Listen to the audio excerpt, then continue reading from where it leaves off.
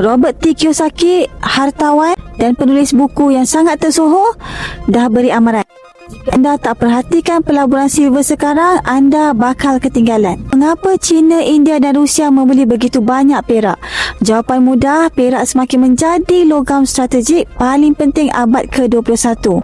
Robert T. Kiyosaki menegaskan perak bukan hanya wang tetapi ia kuasa strategik. Perak diperlukan dalam panel solar, EV, ketenteraan, AI, perubatan dan infrastruktur tenaga. Ia logam paling konduktif dan paling banyak hilang dalam industri kerana jarang dikita semula. China borong perak terus dari Lombok.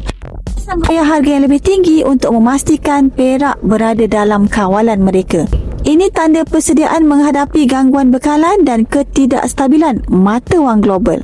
India pula beli lebih banyak dari pasaran dunia. India membeli lebih 900 juta dalam 5 tahun untuk solar, elektronik, pertahanan dan pertumbuhan ekonomi jangka masa panjang. Rusia pula telah menyenaraikan perak sebagai aset strategik. Rusia mengumpul perak untuk keselamatan negara dan ianya bukan spekulasi.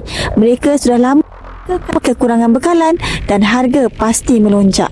Dan kita kena ingat, sejarah sentiasa berulang. Perak bukan lagi komoditi biasa. Ia menjadi aset geopolitik dan perlindungan terhadap dolar yang semakin melemah.